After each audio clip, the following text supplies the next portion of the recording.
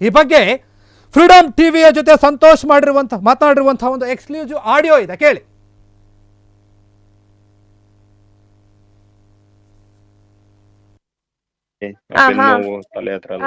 ಕೈಗೆ ತುಂಬಾ ಏಟಾಗಿದೆ ಅನ್ಸುತ್ತೆ. ಎಷ್ಟು ಸ್ಟಿಚಸ್ ಗಳನ್ನ ಹಾಕಿದ್ರು?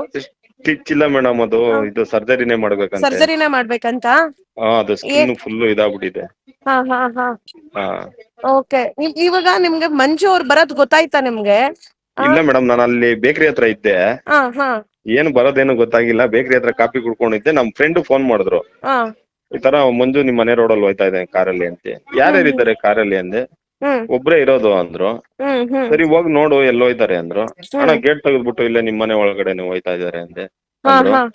ಅದಾದ್ಮೇಲೆ ನಾನ್ ಲೀಲಾ ಅವ್ರಿಗೆ ಫೋನ್ ಮಾಡಿ ಹೇಳ್ದೆ, ಈ ತರ ಮಂಜು ಬರ್ತಾ ಇದ್ದಾನೆ, ಡೋರ್ ಓಪನ್ ಮಾಡ್ಬೇಡ, ನಾನ್ ಬರ್ತೀನಿ ಅಂತ ಹೇಳ್ದೆ. ಬಂದು 3-4 ಸತಿ ಬೆಲ್ಲೆಲ್ಲ ಮಾಡಿ ಡೋರ್ ಎಲ್ಲ ತಟ್ಟಿದ್ದಾನೆ. ಅವರು ಓಪನ್ ಮಾಡ್ಲಿಲ್ಲ. ಅದಾದ್ಮೇಲೆ ನಾನ್ ಬಂದೆ, ನಾನು ನಮ್ ಫ್ರೆಂಡ್ ಎಲ್ಲ ಬಂದ್ರಿ. ಅಲ್ಲೇ ಡೋರ್ ಪಕ್ಕದಲ್ಲೇ ನಿಂತಿದ್ರು. ಯಾಕಪ್ಪ ಇವಾಗ ಮನೆಯೆಲ್ಲ ಮಾತುಕತೆ ಆಯ್ತು, ಇವಾಗ ಮಕ್ಳೆಲ್ಲ ನಮ್ ಜೊತೆಲಿ ಅವ್ರಲ್ಲ, ಯಾಕಪ್ಪ ಬಂದಿದ್ದು ಇವಾಗ, ಏನ್ ವಿಷಯ, ಯಾಕೆ ಬಂದೆ ಇಷ್ಟೊತ್ತಲ್ಲಿ ಅಂದೆ. ಏನು ಮಾತಾಡ್ಲೇ ಇಲ್ಲ ಮೇಡಮ್. ಏಕಾಏಕಿ ಕಣ್ಣು ಕಾರ್ ಪುಡಿ ಹಾಕ್ಬಿಟ್ಟ. ಕಣ್ಣು ಕಾರ್ ಪುಡಿ ಹಾಕಿ ಬಿಯರ್ ಬಾಟ್ಲುಗಳಲ್ಲಿ ಹೊಡೆದ್ಬಿಟ್ಟ ಮೇಡಮ್ ಏಕಾಏಕಿ. ಎಷ್ಟು ಬಿಯರ್ ಬಾಟ್ಲುಗಳು ತಂದಿದ್ರು ಅವರು? ಏನೇನ್ ತಗೊಂಡ್ ಬಂದಿದ್ರು? ಒಂದ್ 2-3 ಬಿಯರ್ ಬಾಟ್ಲು ತಂದಿದ್ದಾನೆ ಮೇಡಮ್. ಏಕ್ದಮ್ ಅಟ್ಯಾಕ್ ಮಾಡ್ಬಿಟ್ರು. ಹೌದು ಮೇಡಮ್, ಏನು ಮಾತಾಡ್ಲೇ ಇಲ್ಲ ಮೇಡಮ್. ನಿತ್ಯ ಇದ್ದ ಅಲ್ಲೇ ಡೋರ್ ಪಕ್ಕದಲ್ಲೇ ನಿಂತಿದ್ದ. ಯಾಕಪ್ಪ ಬಂದಿದ್ದು ಇವಾಗ, ಏನಕ್ ಬಂದೆ ಅಂತ ಕೇಳಿದ ಅಷ್ಟೇ ಮೇಡಮ್. ಏಕಾಏಕಿ ಕಾರ್ಸ್ ಪುಡಿ ಹಚ್ಬಿಟ್ಟ ಕಣ್ಣಿಗೆ.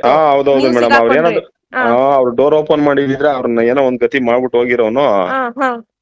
ಅವ್ರು ಬಚಾವಾಗಿ ಅದು ನನ್ನ ಮೇಲೆ ತಿರ್ಕೊಂತು ಮೇಡಮ್. ಅಲ್ಲ, 4 ಜನ ಮಕ್ಳಿದಾರೆ ಮನೆಯಲ್ಲಿ.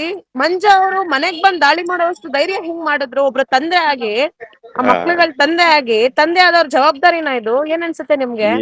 ಏನಿಲ್ಲ ಮೇಡಮ್, ಅವನೆಲ್ಲ ಬರೀ ನಾಟಕ ಅಷ್ಟೇ. ಅವಳನ್ನ ಒಂದ್ ಗತಿ ಮಾಡ್ಬೇಕು, ಅವಳನ್ನ ಏನಾದ್ರು ಜೀವಂತವಾಗಿ ಬಿಡ್ಬಾರ್ದು, ಅವಳನ್ನ ಸಾಯಿಸ್ಲೇಬೇಕು ಅನ್ಬಿಟ್ಟು ಅವ್ನ ಮನ್ಸಲ್ಲಿ ಡಿಸೈಡ್ ಆಗ್ಬಿಟ್ಟಿದ್ದಾನೆ ಮೇಡಮ್. ಇನ್ನೇನ್ ಬೇರೆ ಇನ್ಯಾವ ಉದ್ದೇಶ ಇಲ್ಲ ಮೇಡಮ್.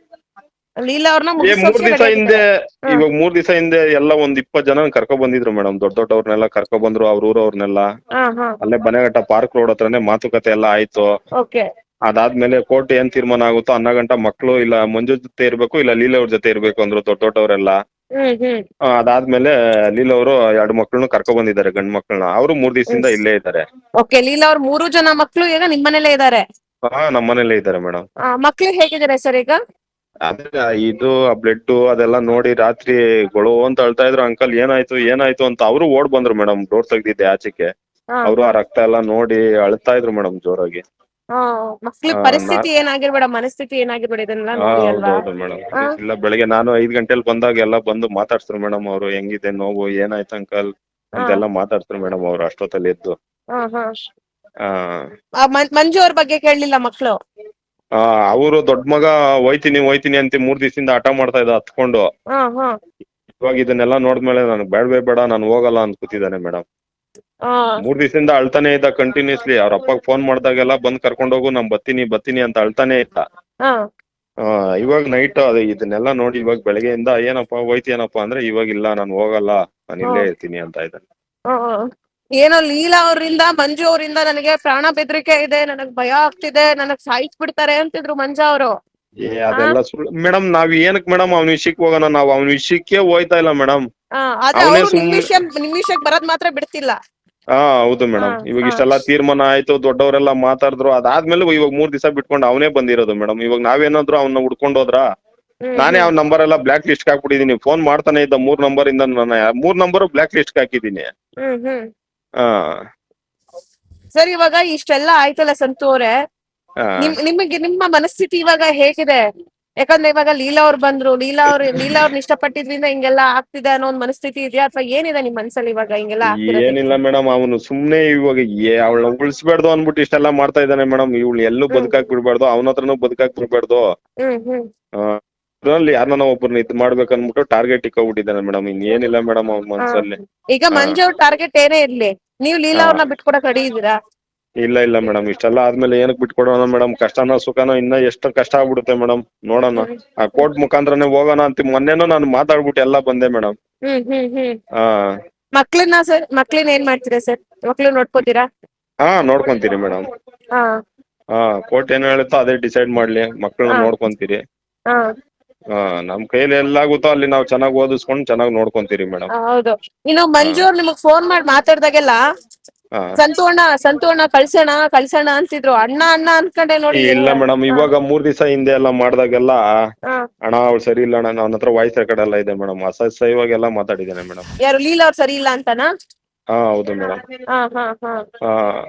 ಏನ್ ಏನ್ ಅವಳನ್ನ ಈ ತರ ಮಾತಾಡಿದಾನೆ, ಅವಳು ಕಳ್ಸ್ಬಿಡೋಣ, ಅವಳು ನಿನ್ ಜೊತೆನು ಬಾಳಲ್ಲ, ಯಾರ್ಯಾರ ಹತ್ರ ದುಡ್ಡುಗಳ ನಾನ್ ತೋರಿಸ್ತೀನಿ, ನನ್ನ ಹತ್ರ ಪ್ರೂಫ್ ಐತೆ ಅಂದ. ಅಪ್ಪ ನನ್ನ ಹತ್ರ ಏನಪ್ಪ ಮಾತಾಡ್ತೀಯ ನೀನು, ಇವಾಗ ದೊಡ್ಡವ್ರನ್ನ ಕರ್ಕೊ ಬರ್ತೀನಿ ಅಂದೆಲ್ಲ, ಕರ್ಕೊಬ ಅಂದೆ. ಅದಾದ್ಮೇಲೆ ತಿರ್ಗಾ ಫೋನ್ ಕಟ್ ಮಾಡ್ದ. ಅದಾದ್ಮೇಲೆ ಕಟ್ ಮಾಡಿ ತಿರ್ಗಾ ಒಂದ್ 5 ನಿಮಿಷ ಬಿಟ್ಕೊಂಡ್ ಮಾಡ್ದ. ಅಣ್ಣ ಅವಳು ಚೆನ್ನಾಗಿದ್ದಾಳೆ ಅನ್ಬಿಟ್ಟು ಅವಳು ಏನೋ 10,000 ಯಾರಿಗಾದ್ರು ನನಗೆ ಏನಕ್ಕಪ್ಪ ಮಾಡ್ತಾ ಇದೀಯಾ ಅಂದೆ. ಅದಾದ್ಮೇಲೆ ಇಲ್ಲ ಅಣ್ಣ, ಅವಳು ಅವ್ರ ಹತ್ರ ದುಡ್ಡು ಹಾಕ್ಸ್ಕೊಂಡವಳೆ, ಇವಳ ಹತ್ರ ದುಡ್ಡು ಹಾಕ್ಸ್ಕೊಂಡವಳೆ, ಅವಳು ಸರಿ ಇಲ್ಲ ಅಣ್ಣ, ಹಂಗೆ ಹಿಂಗೆ ಅಂತ. ಹಂಗಾದ್ರೆ ನೀನ್ ಇಷ್ಟು ವರ್ಷ ಅದೇ ಬಿಸ್ನೆಸ್ ಮಾಡ್ತಾ ಇದ್ದೇನಪ್ಪ ಅಂದ್ರೆ ನಾನ್ ಏನಕ್ ಮಾಡೋಣ, ಮತ್ತೆ ಯಾಕೆ ಇದೆಲ್ಲ ನನ್ಗೆ ಹೇಳ್ತಾ ಇದೀಯಾ ಅಂತೆಲ್ಲ ಹೇಳಿದೀನಿ ಮೇಡಮ್. ನನ್ನ ಹತ್ರ ಎಲ್ಲಾ ವಾಯ್ಸ್ ರೆಕಾರ್ಡ್ಗಳು ಇದೆ ಮೇಡಮ್. ಕಳ್ಸಿ ಅದನ್ನ. ಮತ್ತೆ ನಿಮ್ಗೆ ಲೀಲಾ ಅವ್ರ ಮೇಲೆ ನಂಬಿಕೆ ಇದೆ ಅಲ್ವಾ? ಇದೆ ಮೇಡಮ್. ಓಕೆ.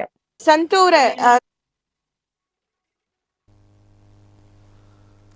ಮಂಜುನಾಥ ಸಂತೋಷ್ ಮೇಲೆ ಯಾವ ರೀತಿಯಾಗಿ ಹಲ್ಲೆ ಮಾಡ್ದ ಅಂತ ಸಂತೋಷೇ ಮಾತನಾಡಿರುವಂಥದ್ದು ಫ್ರೀಡಮ್ ಟಿವಿಯ ಜೊತೆ. ಏನೇನಾಯಿತು ಏನಿಲ್ಲ ಎಲ್ಲ ವಿಚಾರವನ್ನು ಕೂಡ ಬಿಚ್ಚಿಟ್ಟಿರುವಂಥದ್ದು.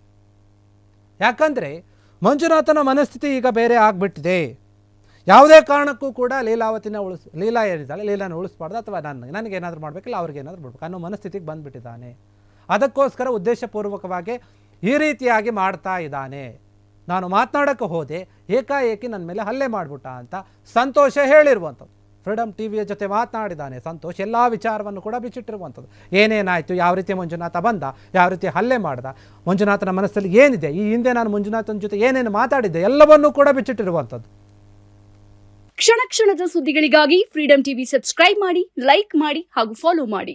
ಹೊಸ ಸುದ್ದಿಗಳ ನೋಟಿಫಿಕೇಶನ್ಗಾಗಿ ಬೆಲ್ ಐಕಾನ್ ಮೇಲೆ ಕ್ಲಿಕ್ ಮಾಡಿ.